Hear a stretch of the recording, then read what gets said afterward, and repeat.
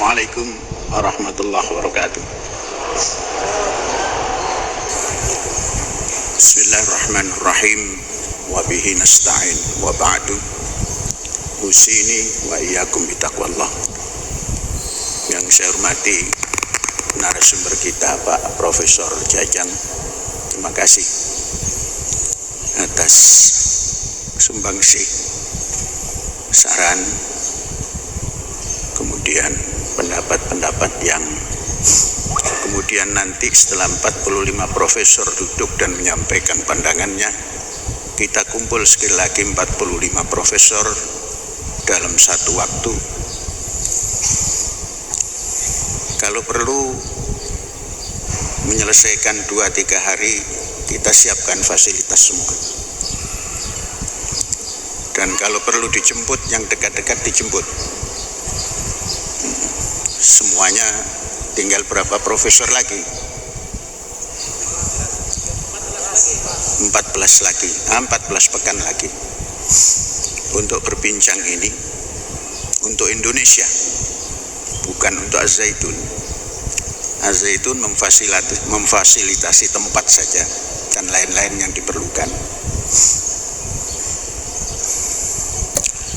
Saudara-saudara, sekali lagi, mengapa Syekh berani membuat gagasan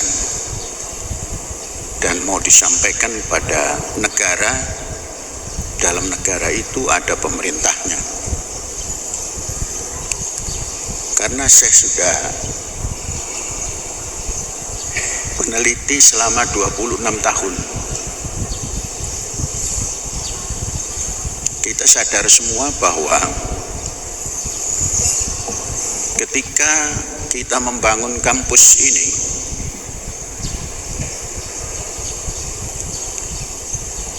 kita mengukur IPM-nya ketika itu sangat dasar. Yang kita ajak membangun bukan orang terdidik saja, semua boleh, asal taat prinsip. Maka ada yang pendidikannya 0 tahun, alias tidak pernah makan bangku sekolah. Bahasa istilah pendidikannya itu, pendidikan kampung, nggak pernah makan bangku sekolah gitu. Yang dimakan adalah daun apa itu, kecuali daun pintu gitu.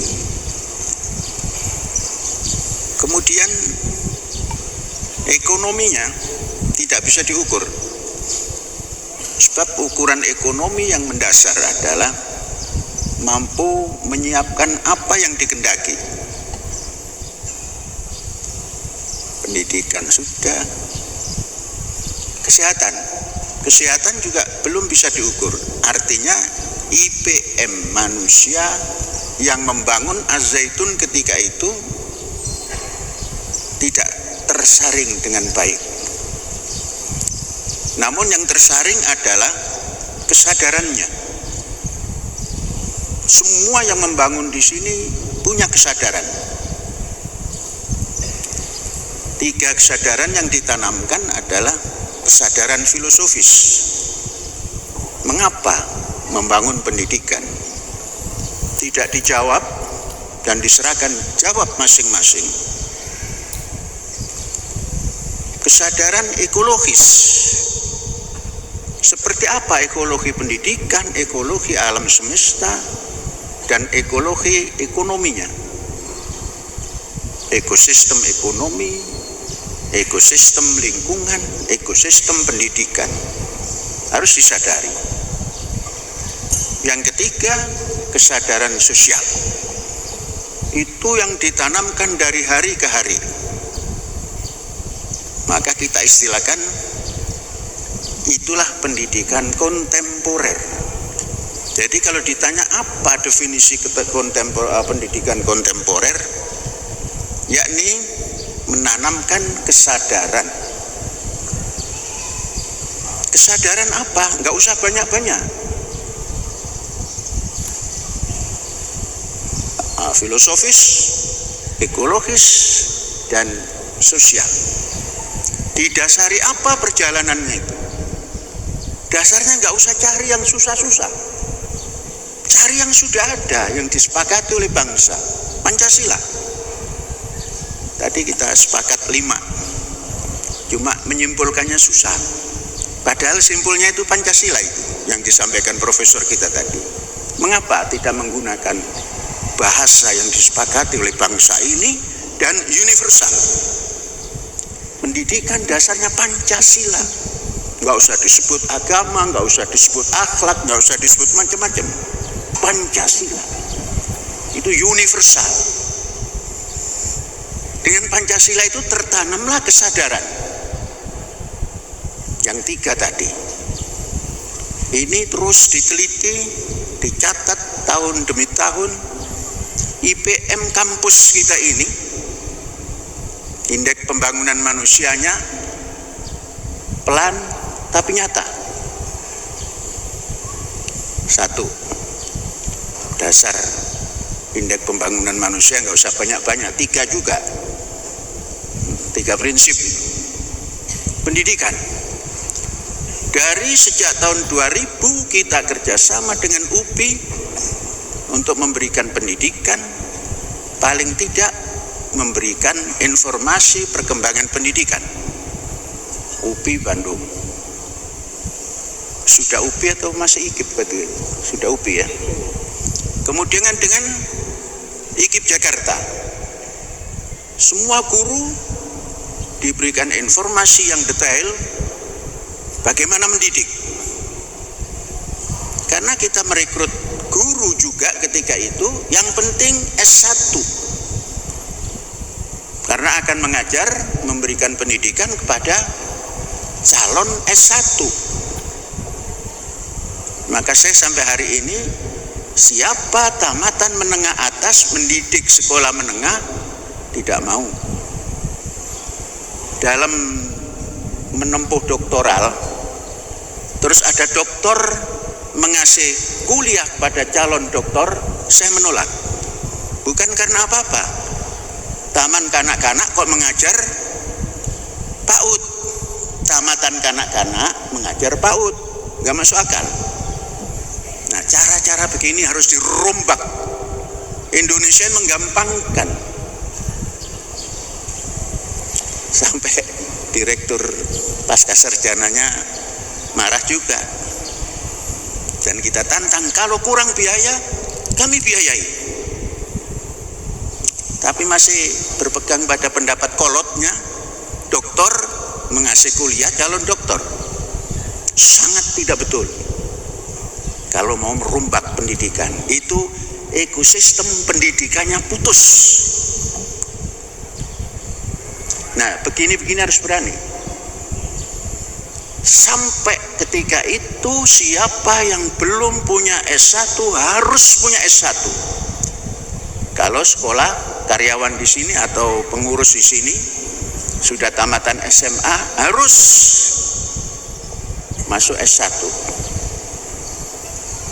Kemudian karyawan yang masih belum sekolah SD harus selesai SD.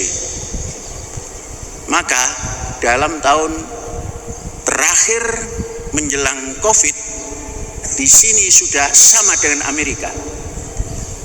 Amerika rata-rata pendidikan adalah 12 tahun. Di tahun 2000, saya mengejar dari tahun 2000 tercapai di menjelang tahun 20. Semua sudah rata-rata 12 tahun. Mengapa dihitung rata-rata sekolah 12 tahun? Orang yang duduk di kelas dengan orang yang belajar self belajar itu lain, tidak mengenal SOP pendidikan. Tercapai 20 tahun. 1. Sekarang ekonomi, karena pendidikan juga dimasukkan gerakan sosial dan ekonomi. Nah, ekonomi kita ukur dasar yang paling pokok. Siapa kenyang, mapan. Tidak teriak. Maka lebih dahulu kita bisa tampil dengan self sufficient di bidang itu. Kalau tidak salah di tahun 15 itu sudah selesai semua. Awalnya tahun 10-11 itu baru bisa mencukupi 1 tahun, dan tatkala tanaman padi kita kena ureng, kita masih perlu untuk mengisi kekurangan. Sampai tahun 20 kita mampu self sufficient selama 1 tahun plus 6 bulan. Nah, ini namanya dasar ekonomi dan dasar kehidupan bangsa kita penuhi situ. 20 tahun Az-Zaitun punya simpanan makanan yang sempurna kecuali susu untuk dimakan selama 18 bulan. Pendidikan sudah, ekonomi sudah, apalagi kesehatan. Kesehatan kita belum mendirikan hospital, maka kita kerjasama dengan rumah atau hospital besar di Bandung dengan yang saya anggap ketika itu yang mampu bekerja sama dengan baik. Boromius. Banyak yang tidak setuju, mengapa pendidikan Islam kok rumah sakitnya Boromius. Kita bilang kesehatan tidak kenal agama. Jadi yang duluan bagus di Boromius kita kerjasama. Alhamdulillah, dengan kerjasama seperti ini kita tidak takut, tidak punya obat, tidak punya dokter.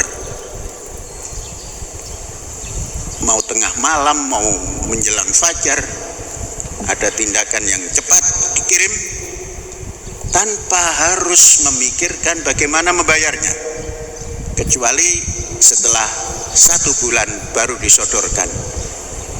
Tenang, IPM dalam tempo 20 tahun rata, bahkan cenderung ke atas. Dari sini maka pada tahun 25 punya gagasan berdasar pengalaman membangun kampus seperti ini. Mengapa 500 kampus? Karena kabupatennya cuma 500. Kota itu ada di dalam kabupaten, tidak mungkin menyiapkan 3.000 hektar. Bandung, orang pinggir-pinggir jalannya saja sudah sempit, maka Kabupaten Bandung masih punya hutan, punya negara. Jadi 500 ini tidak usah dinamakan Garuda Paksi, tidak usah dinamakan Taruna, tapi pendidikan Indonesia. Sebab Garuda itu mati, ada matinya. Umur burung Garuda, coba nanti tes, paling lama 40 tahun, tanya ke Google. Tapi Indonesia Raya abadi. Jadi dinamakan Universitas Garuda Nusantara. 40 tahun mati. Berapa umur Garuda? Saya tahu 40 tahun. 35 tahun tidak meleset. Maka saya nggak mau menamakan sekolah unggulan Garuda. Garuda hanya 35 tahun. Indonesia Raya yang sudah kita ucapkan, marilah kita berseru Indonesia, marilah kita berjanji Indonesia abadi. Jadi sekolahannya pun Indonesia abadi. Jangan pakai Garuda.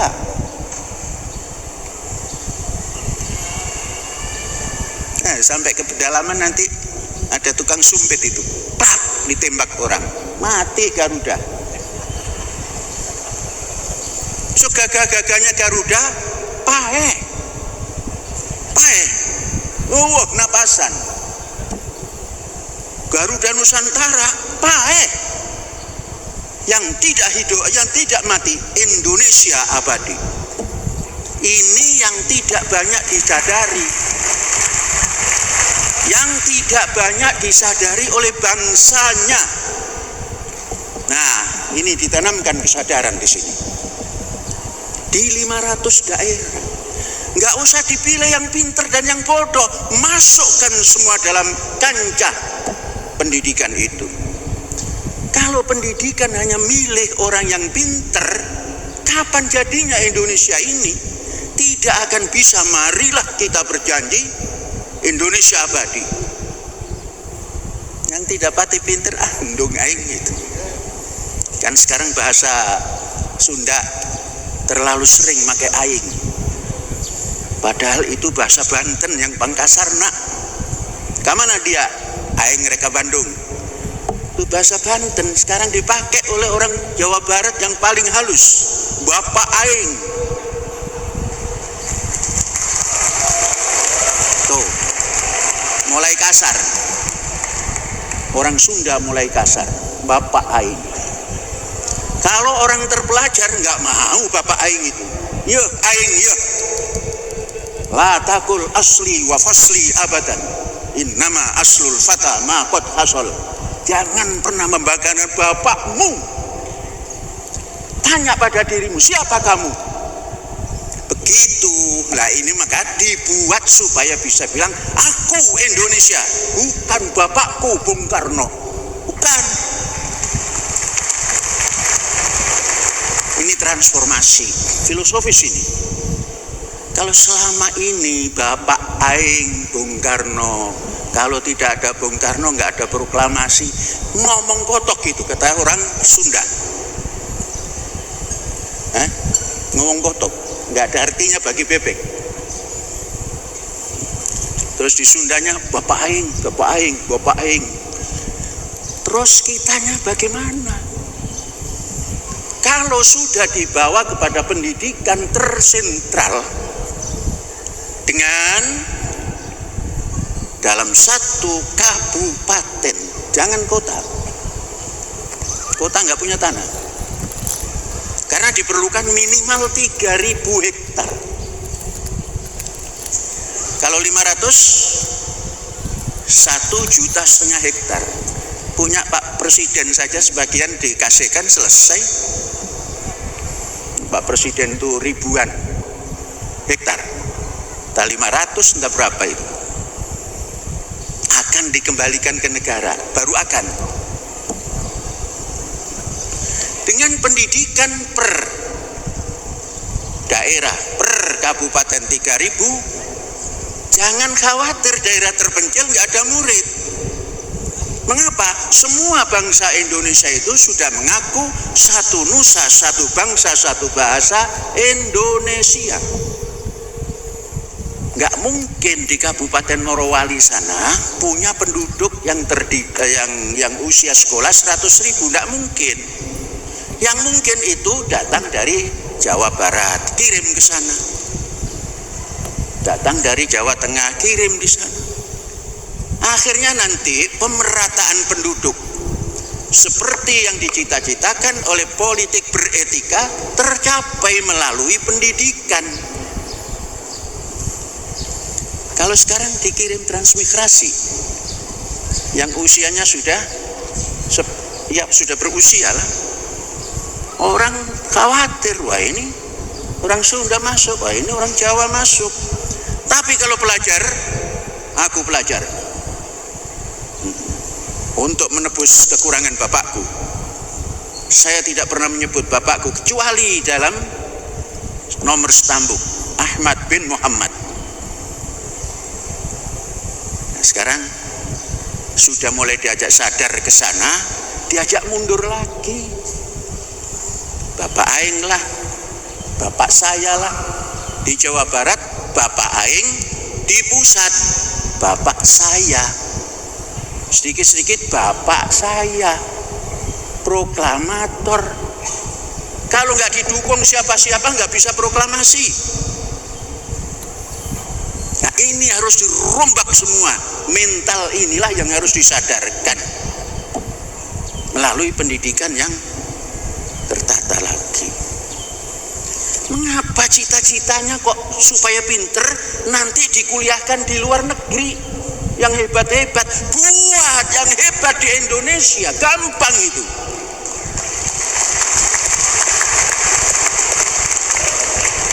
Kan tinggal datangkan siapa yang dapat Nobel belakangan ini, umpamanya ekonomi, masukkan. Daripada kita datang ke sana bikin kaya negara orang, kita tetap miskin. Dan ada lagi pernyataan seorang menteri yang sadis. Mari kita didik anak-anak Indonesia, SMK atau apa kata 500.000 untuk mengisi tenaga kerja di Jepang. Sadis itu. Bangsanya ditinggal. Mikirkan bangsa Jepang mau dijajah secara modern itu. Dulu Jepang datang sini ngambil kekayaan, sekarang kekayaan yang paling mahal milik bangsa Indonesia mau didatangkan. Sekolahnya di sini, kerjanya di sana. Sadis itu. Gitu kok jadi menteri. BPK Pak Jajang lah. Besok saya angkat Pak Jajang kalau mau.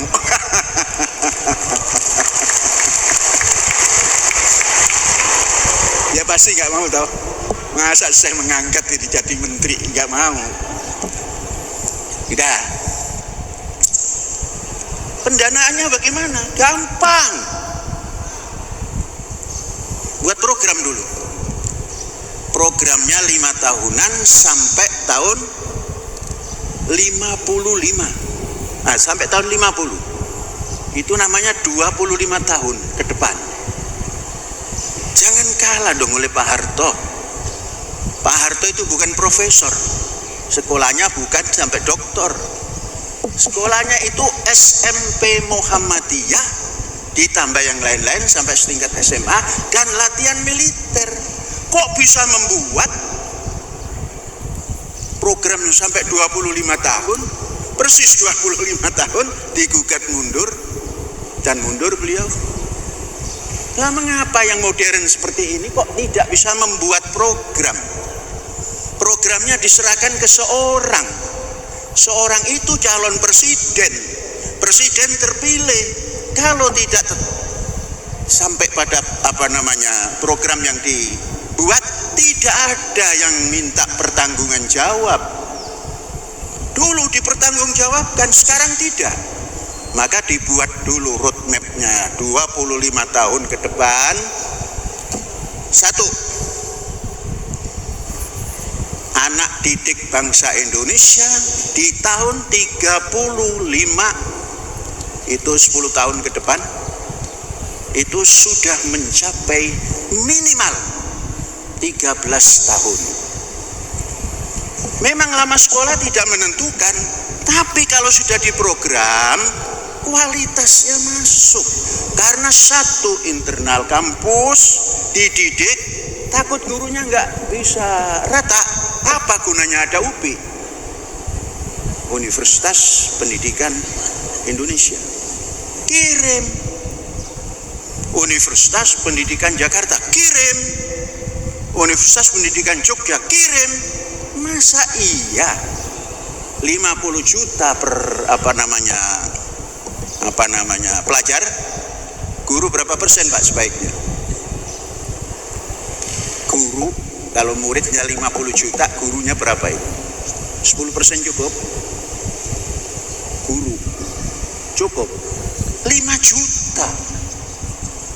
Setiap provinsi ada UPI. Titip, hanya pesan UPI, jadilah pendidik yang betul-betul pendidik. Kan menyalahkan guru terus kan, guru nggak profesional gitu. Serahkan ke UPI supaya jadi profesional. 5 juta dibagi 30 universitas pendidikan, 33 provinsi kan, bagi 5 juta dibagi 33.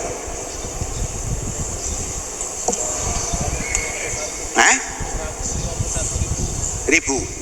Nah itu tanggung jawab cuma sedikit, 151.000, 100.000 lah setiap UPI. Selesai. Kalau nggak selesai mendidik guru, ya salahnya UPI nanti, tinggal membidik UPI. Ini UPI nggak bertanggung jawab. Cerita guru kurang profesional, ini diserai 100.000 orang dalam perjalanan 5 tahun. Didik, lebih baik didik guru. Dulu, tatkala Syekh masih bocah, dididik oleh SGB, Sekolah Guru Bantu, tamatan SD SR, sekolah 3 tahun SGB. Jadi nggak boleh tamatan SD mendidik anak SD, SGB. Kemudian agak meningkat sedikit, SGA. Kemudian dihilangkan. Sekarang semua SMA baru masuk sekolah guru. Dulu dari SMP sudah ada pendidikan guru. Hasilnya lumayan. Nah sekarang kalau tadi kekurangan guru, dihimpun guru. Kemudian murid, jangan khawatir desa terpencil, karena akan diisi dari daerah-daerah yang surplus anak didik, anak sekolah. Bagaimana pembiayaan? Semua ditanggung negara. Insya Allah kalau sudah begitu nggak ada yang mau masuk Az-Zaitun. Zaitun ini jadi pelatihan saja, mendampingi UPI lah. Karena apa? Semua ditanggung. Sampai mendapatkan uang saku. Nggak usah banyak-banyak, 1.000 sehari. Apa bisa?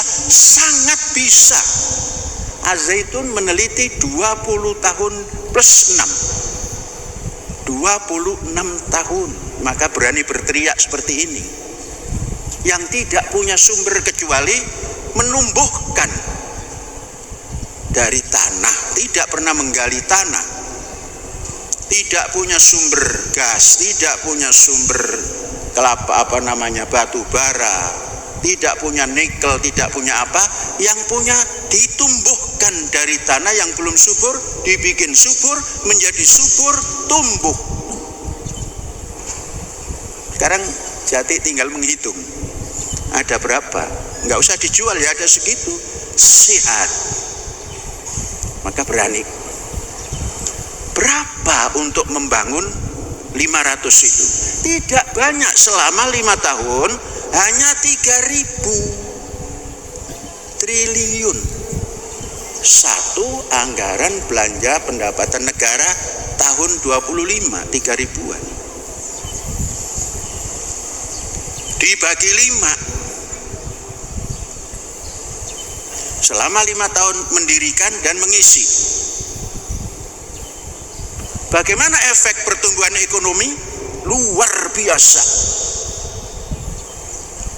Coba bayangkan, Kabupaten Bandung umpamanya didulukan, dalam 1 tahun selesai, biayanya 6 triliun. Jangan-jangan susah itu, kaya semua. Mengapa? Yang tukang batak nyieun batak, yang tukang genteng nyieun genteng, yang tukang ngaduk ngaduk, yang tukang masang bata, semua masuk kerja. Maka daya beli masyarakat ketika itu meningkat. Itulah tanda pertumbuhan ekonomi. Jadi untuk mencapai 8% pertumbuhan ekonomi, kalau pendidikan seperti itu diarahkannya, tahun 30 itu sudah 8%. Sampai nanti 34 itu sudah surplus. Surplus apanya? Anggaran belanjanya dan pendapatannya. Pendapatan lebih banyak daripada belanja. Maka pelan-pelan hutang diturunkan. Setelah hutang diturunkan, tahun 40 itu sudah tidak berhutang. Dan pelan-pelan tidak punya hutang.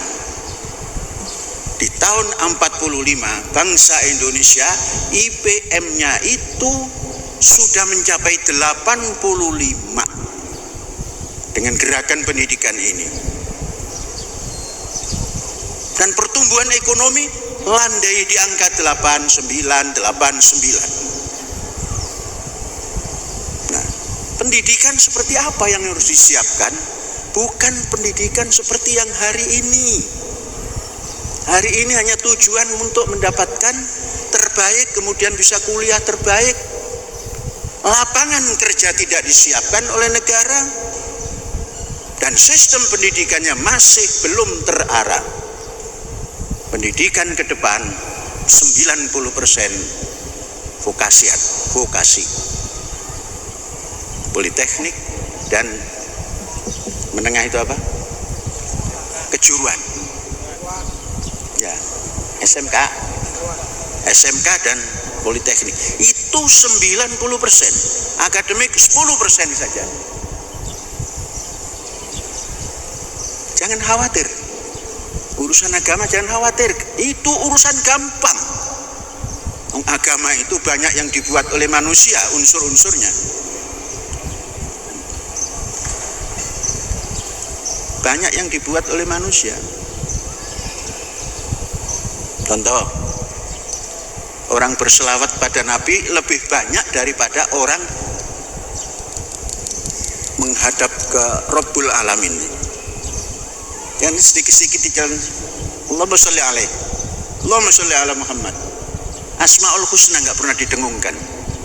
Lebih banyak selawat, sampai selawat nariyah, selawat badar, selawat macam-macam.